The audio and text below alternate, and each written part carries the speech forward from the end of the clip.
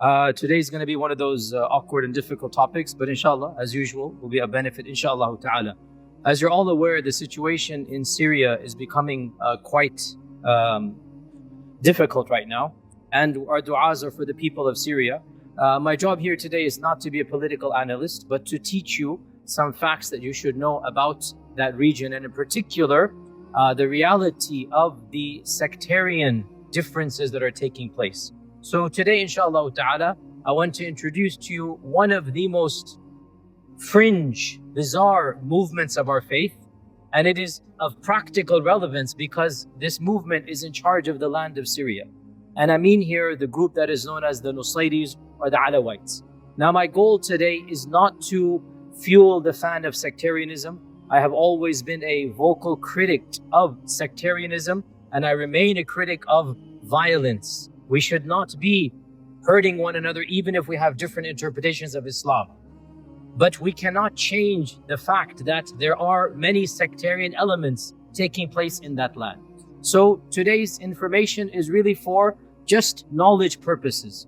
As for actual, sectarian warfare going on, I have always been opposed to this. But the fact of the matter is, when you bring in sectarian politics and when you have people being killed, it is understandable they're going to stand up and defend themselves, right?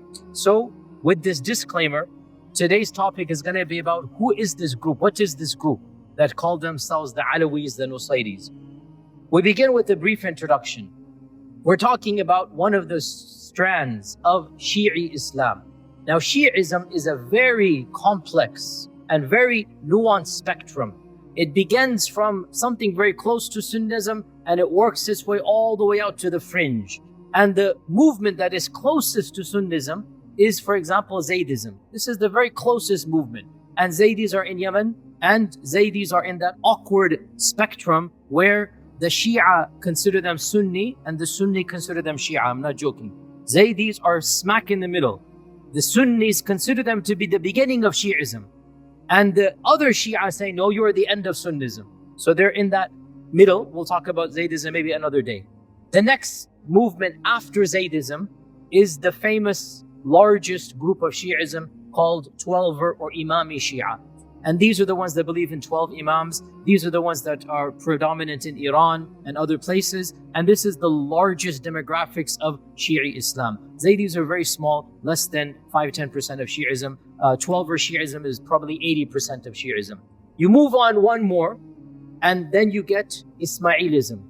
And Ismailism is probably another 7-8% of Shi'ism. So Ismailism is another strand called Seveners, and for the Indian Pakistanis, you know them as the Bohra or the Aga Khanis, Nizaris. For the Arabs, there's a Duruz strand, very, very small strand. All of this is Ismailism. Then you move to the other. Now we're talking about the most fringe. That's our topic for today. And this movement actually goes back to an ancient movement called the Ghulat movement. The Ghulat are literally extremists. Now, I'm not using this term. The term Ghulat is used by both Sunni scholars and Twelver Shi'i scholars. This is the key point here. The term Ghulat al-Shia is not something I am inventing in this year. The term Ghulat al-Shia goes back to the first books ever written about Islamic theology from both Sunnis and from Shia, Twelver Shia, Imami Shia. The Imami Shias, for example, one of their great scholars, An-Nawbakhti, and also Al-Qummi and others, they have Firaq al-Shia, they have an entire book about Tashayyur. And they have a category called Ghulat, the extremists. They call this group the Ghulat. This isn't coming from me. We also call them the Ghulat. What is the main distinction between the Imamis and the Ghulat? The Imamis, the Twelvers, and for the record, I have said this very clearly, I don't agree with their theology, but I also don't agree with the notion that we all consider them to be kuffar. No, they are Muslims with creeds that we believe are heretic or deviant, bid'ah we call them, right? But they are within the fold of Islam as a default. And I am public about this and I will defend this. If anybody wants, we can talk about this. As a default, we're not talking about specifics if they have a bizarre ideology, a particular person. As a default, Imamis, Twelvers are within Islam. And I have always been against any type of violence or sectarianism between our two strands. The Imamis consider this strand to be ghulat. What is the distinction? Imamis say that Allah subhanahu wa ta'ala wanted Ali radiallahu anh to be the Khalifa after the Prophet sallallahu alaihi wasallam and his descendants. This is their belief. The Ghulat go more than this. The Ghulat say that aspects of divinity are in the Imams. This is the distinction between the Imamis and the Ghulats. The Imamis do not claim divinity at all. They do not say that our Imams are manifestations of God. They don't say this. As for the Ghulat, which is the most extreme sect or strand of Shi'ism, from the beginning, and this goes back all the way to the 1st century of the Hijrah, there was a movement within Iraq, within Kufa, called the Kaysanis, and the Kaysanis are the first movement of the Ghulat. And they literally said that Ali radiallahu anh is a manifestation of God on earth. And the Imamis themselves said, no, we're not going there. We don't agree with you. That is called the Ghulat. Now, make a long story short, the only Ghulat sect that remains in our times is the sect we're talking about today, and that is the Nusayris. What is the main characteristic of the Ghulat sect? Number one, we'll mention 3 things. Number one, all of the Ghulat sects, they claim that the Imams have aspects of divinity, or they are manifesting Allah on earth, or they are Allah on earth. One of these things. All of the Ghulat sects. There's something of divinity in the Imams. Number 2, they say that the ruh of the human does not go back to Allah and become resurrected. There is no heaven and hell. Rather, the ruh transfers to another body like the Hindus believe, like the Buddhists believe. This is called tanasukh al-arwah. It is called the transmigration of the soul. So the Ghulat movements do not believe in Qiyamah. They do not believe in Jannah and Nar. They think if you're good, the ruh goes to a higher body, and if you're bad, it'll go to a lower body. And if you're really good, eventually it will free itself from this world and reunite with Allah, which is essentially straight out of Hinduism and the Far Eastern religions. And by the way, the Ghulat movements, including the Nusayris, the Ghulat movements, they are combinations of Islam and non-Muslim religions. For example, Christianity, we'll see that today, Gnosticism, Manichaeism, Zoroastrianism. You have aspects of other faith traditions in the Ghulat movement. So number 2, they don't believe in heaven and hell. They believe in ruh going from body to the body. And number 3, none of the Ghulat movements follow the physical laws of the Sharia. They interpret the Sharia to be in a mystical manner. There is no salah, there is no zakah, there is no siyam, there is no hajj, there is no tilawat al-Quran, there is no ibadah that we recognize. So the Ghulat do not have any aspects of our ibadah. Now, as I said, the Ghulat were many movements. In our times, the main movement that remains from that is the Nusayris. It is the Alawis. Now, firstly, a terminology. Nusayri or Alawi. For 1,360 or 50 years, they were only called the Nusayris. That was the movement's name. There was no other name. In 1920, one of their intellectual leaders, a pan-Arab socialist nationalist, a very famous person, Ghalib al-Tawil, he wanted to bring the Nusayri movement closer to mainstream Islam, at least sociologically, not theologically. He wanted to make other Muslims consider his strand to be similar to Islam. So he started calling his own movement Alawi. We are followers of Ali. We have things to do with Ali. We are Alawi. We are people of Ali. So the term Alawi only goes back 100 years, literally 1920. Before this time, the term Alawi did not exist. And the movement adopted the term Alawi so that the notion is they are Alawi, followers of Ali. There's an Alawi association with us, right? There's a Sufi tariqah called the Ba'alawi order, which is a mainstream Sunni tariqah, Sufi tariqah. So the Alawi is a term that is common in Muslim circular. So they adopted it. Why? To make this notion that we are similar to everybody else. So we actually use the term Nusayri because that's the classical term. Where did the term Nusayri come from? Now, and how many are they? The Nusayris are probably around 1.7 million, 1.6 million, and the majority of them are in Syria, a smaller amount in Turkey and in Lebanon. but the majority of them are not only in Syria, but in one province of Sham of Syria, which is the coastal region of Latakia. This is the coastal region of Syria, and that region is 70% Alawi. That is a concentration in that one small, province. This is where the majority of Alawis are. And we're going to come later on to the fact that 60 years ago, one of their military members, Hafiz al-Assad, overthrew the government and took charge. And so he instituted the entire government to be from his own tribes and his own background. Currently, the Syrian regime is around 75% Alawi. The bureaucrats, the politicians, the generals, the military. So even though in the country, they're less than 10%. In the military and the politics, they're 75%. So understand this point. In the country, they're a minority. But in the ruling party, they are 3/4. They are the majority. They are the default. And they are the ruling family. And they used to have their headquarters in Latakia. Now their headquarters is in Damascus because of the ruling family over there. Why is it called Nusayris? It is called after its founder, and that is Muhammad ibn Nusayr. Muhammad ibn Nusayr. Now we have to go back 1,200 years, a little bit of Shia history over here. You're probably aware that the 12 Shia believe in 12 Imams. The 12th Imam is a hidden Imam for them, right? The 12th Imam for the 12 Shia is a hidden Imam. Now, the 11th Imam, Hasan al-Askari, had a disciple by the name of Muhammad ibn Nusayr. So Muhammad ibn Nusayr is a student of the 11th Imam, okay? And the 11th Imam died a very young age, in his 20s, and he was not married and he did not have kids according to Sunni historians. According to Shia historians, he had a secret, milk yamin, a slave girl, and so he had a legitimate child, and that legitimate child was taken and hidden, in one of the caves of Iraq. So that is the 12th Imam, Muhammad ibn Hasan al-Askari, the Ghaib Mahdi Imam. Sunni historians never believed this child existed. We don't believe it's a true story. He died a single man. He doesn't have children. That's our version of events. Now, the death of the 11th Imam is a big crisis in Shia history. Why? Because the Imam died and doesn't have a son. What's going to happen? So we believe, and I know that 12 Shias don't accept this, we believe the 12 Shias invented a hidden Imam. We don't agree with this.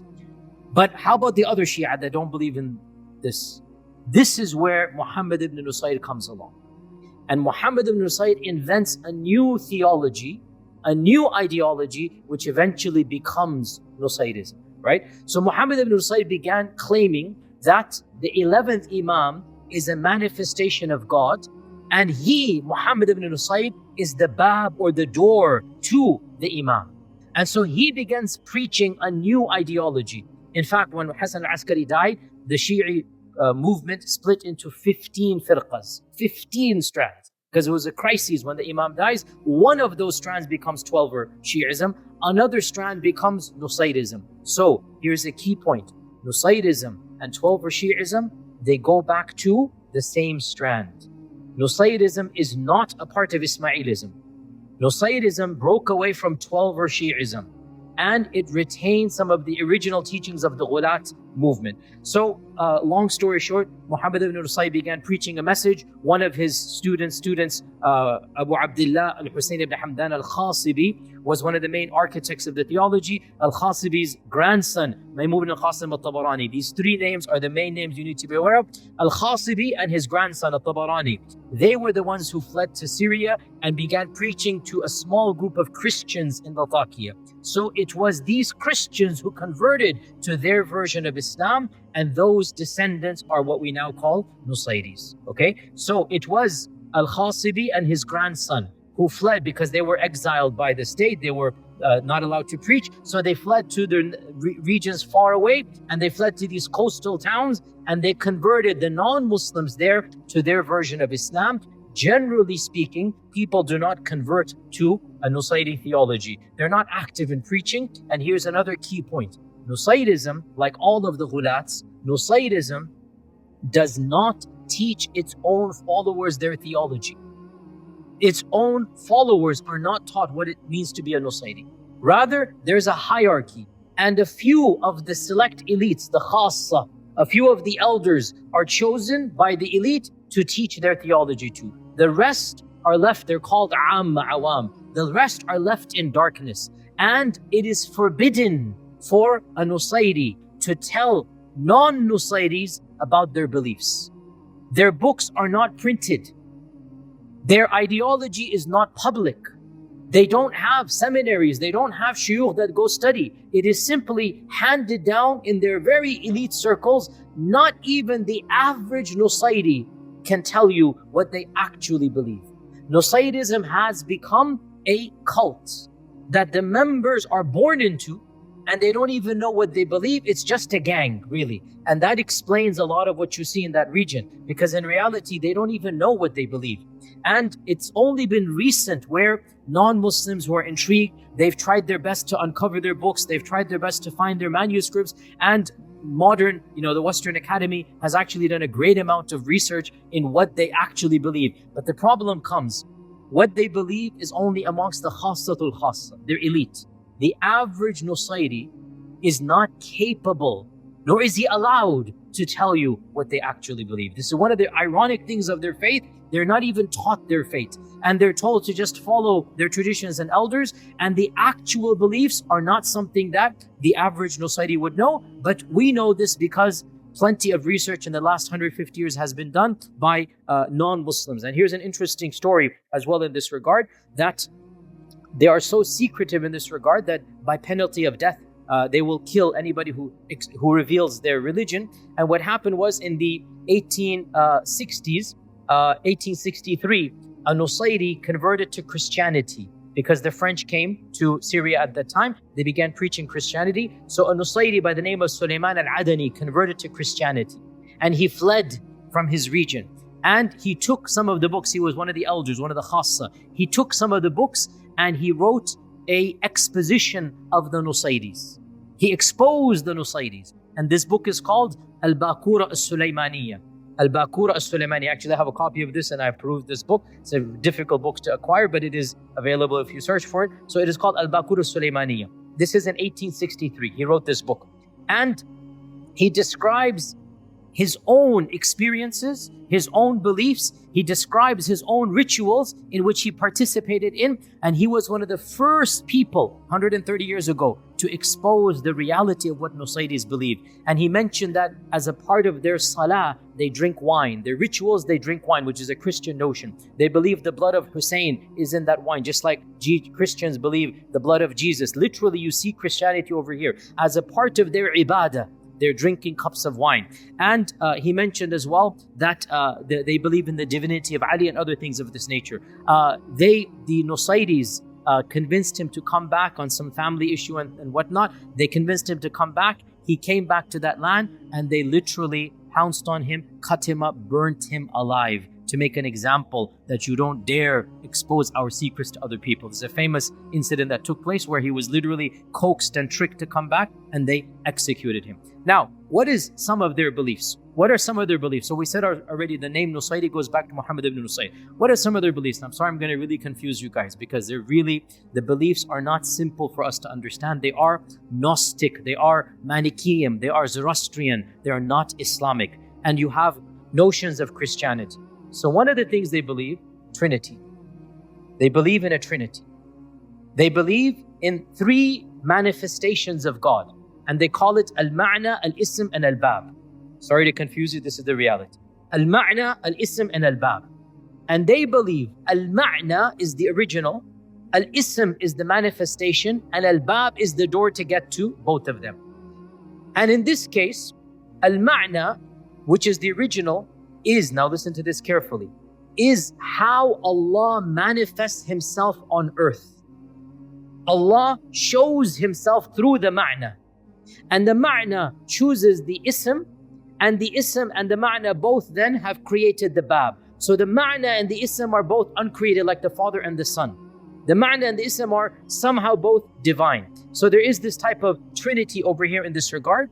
And every generation has this type of Trinity. They believe in the repetition of history over and over again. So in the time of Adam and Seth and others were there. In the time of Yusha, in the time of Musa, in the time of Isa, and then in the time of the Prophet ﷺ, now we have the same Trinity here. And here is where it gets completely ghulat. The ma'na, according to them, is Ali, the original. The ism is Muhammad sallallahu alaihi wasallam, and the bab is Salman al-Farisi. So it is as if the ma'na chose the ism.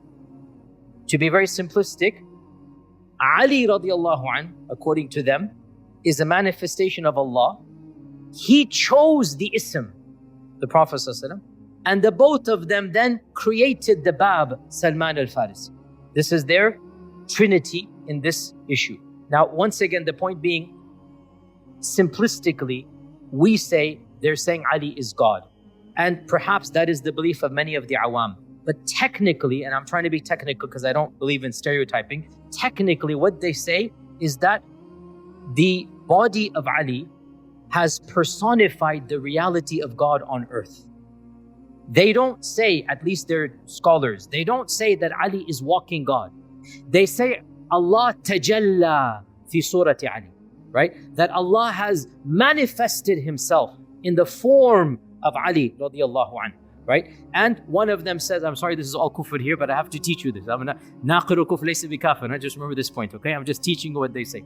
And so they say, and because again, for the record, obviously, I'm not sectarian at all, and I try my best to bring all the groups, at least within Islam, but some groups we draw the line. So if I wasn't clear enough, obviously this group is outside the fold of Islam. There can be no two opinions about this, right? When you believe that Allah manifests himself in Surah Ali, you have left the fold of Islam. So there's no issue to say this, that these people are not within the fold of Islam, they're outside our kalima, but we need to know who they are. So they say that, and I quote from their books here, and again, I try to be very academic here.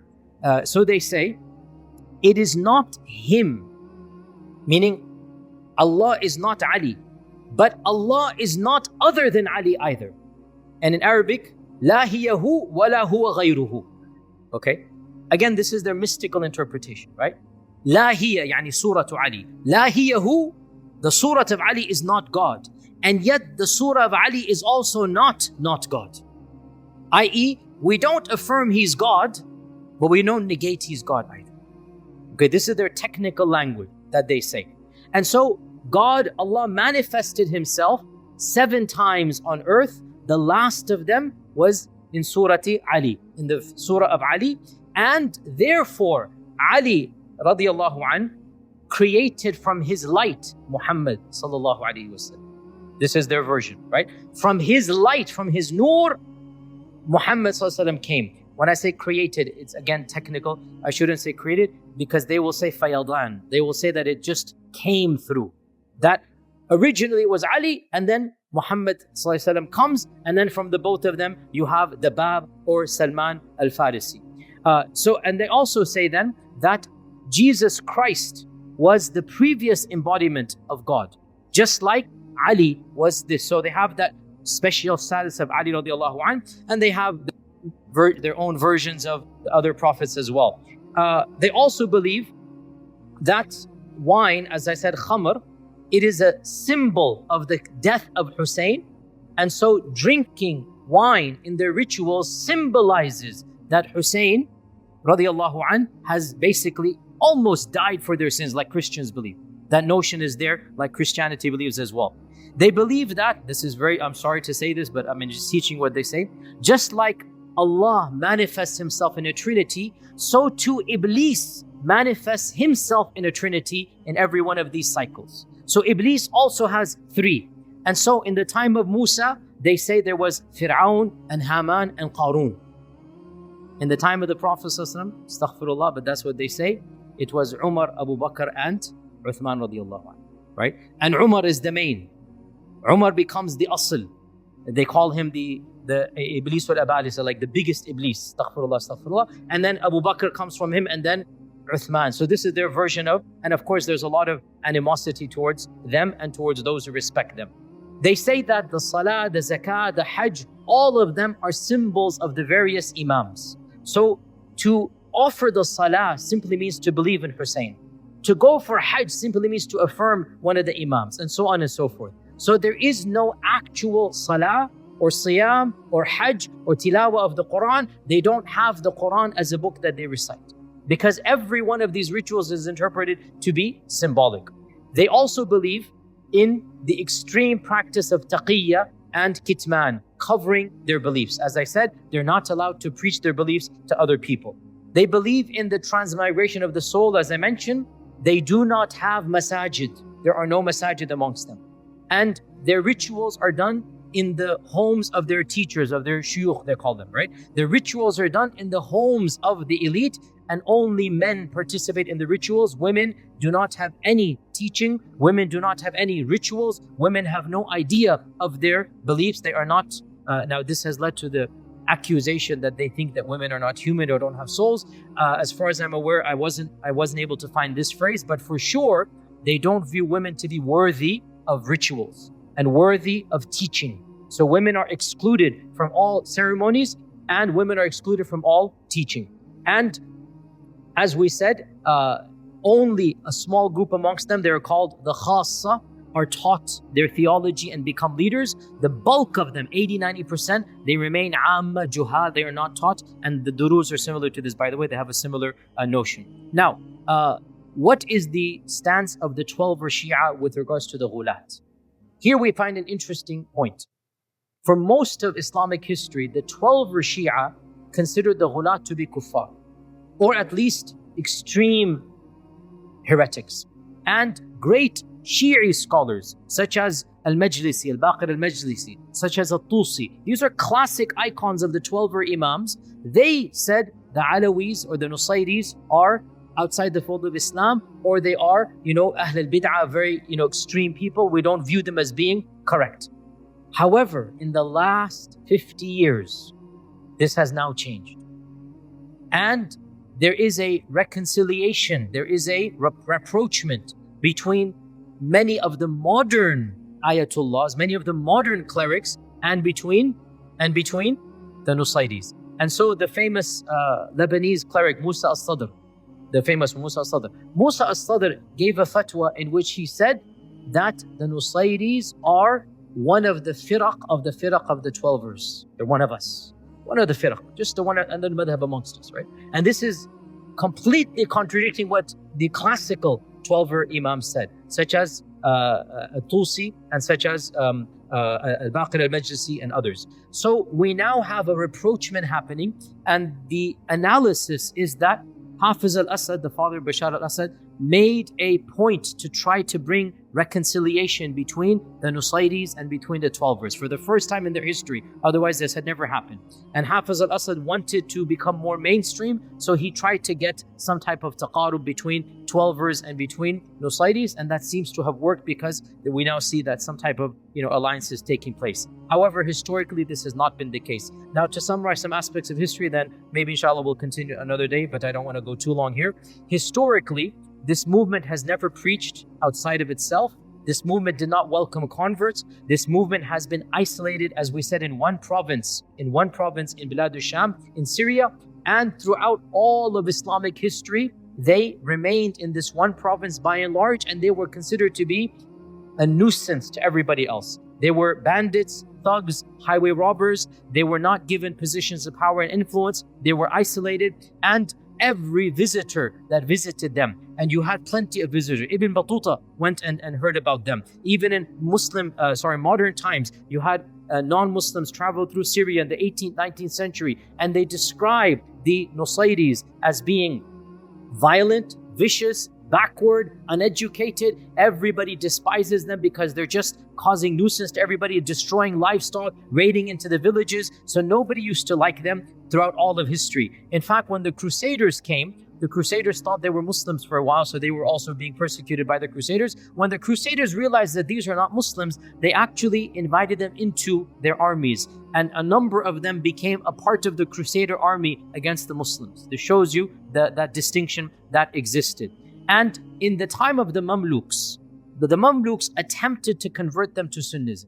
They sent preachers, they built masjids in that region, but it had no impact whatsoever. In fact, it is said that they took the Mamluks built masjids in their cities. They used the masjids to house their sheep and their livestock.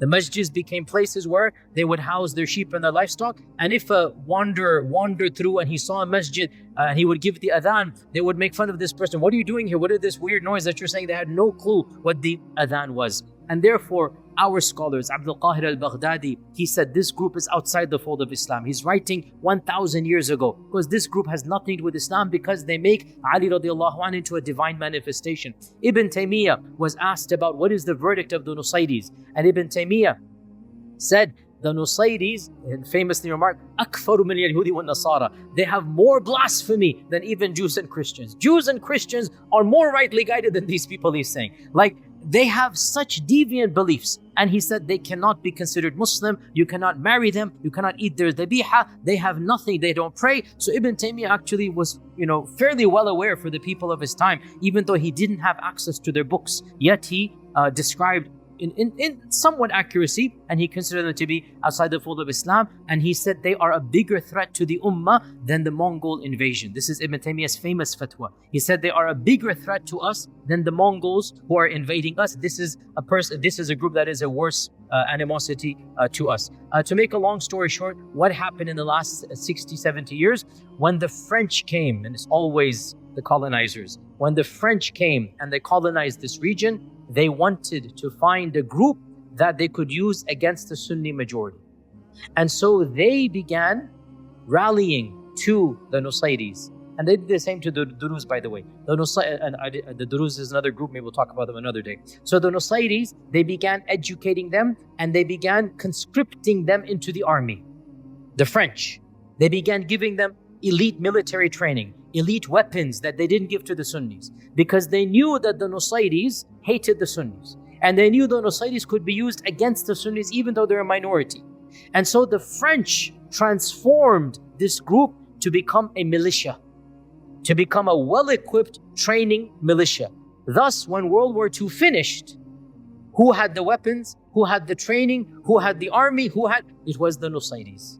Long story short, they were the ones who then overthrew the ruling parties, and one amongst them, a young lieutenant by the name of Hafiz al-Assad, he was a part of the overthrowing group in the 60s, and then he did a coup amongst his own group, and he overthrew his own friends in 1970, and in 1970 he declared himself to be the leader and the president, and this was a shock because they're a minority, and they were a despised minority. But in 1970, he declared himself to be the ruler of Syria, and he was a very brutal, all the Syrians know this, all the people know this, he was a very brutal dictator, did not allow any type of dissent, a very secret military police force, and in his reign, his group, the Nusayris, were given the dominance in the land, and then of course his son has taken over, as you're aware, and now we have this reality going on here. So to conclude, the Nusayris are the most extremist Shiite interpretation in all of human history. There's nothing beyond them. They are the most extreme. And I don't like to say this, but there's no way to say this. Really, the fact of the matter, we have to draw lines. And this group is outside those lines. There's just no way else to say this, right? Even if we don't want to preach violence, that's a separate thing altogether. We have to speak factually. Once you say that God manifests himself in a human being, khalas, there is no kalima. There is no, once you have no salah, no zakah, no hajj, no Quran, what do you have left, right? So yes, we have to draw lines, as I said multiple times. And so this group is beyond those lines. And even if we consider them outside the fold, had they remained in their province and done what they've done, we would not want to hurt them and they don't want to hurt us. But unfortunately, what has happened is this movement has been violent. This group has been tyrannical. This group has destroyed its own country. And so what has happened is happened. And that's a political analysis beyond the scope. My goal today was to explain to you who this group are and what they believe. And we ask Allah subhanahu wa ta'ala to protect the brothers and sisters that we have in Syria, our Sunni brethren there. We ask Allah subhanahu wa ta'ala to allow tyranny to be overthrown, to justice to prevail, and to protect all the innocent lives of that region. Jazakumullahu khair. Assalamu alaikum wa rahmatullahi wa barakatuh.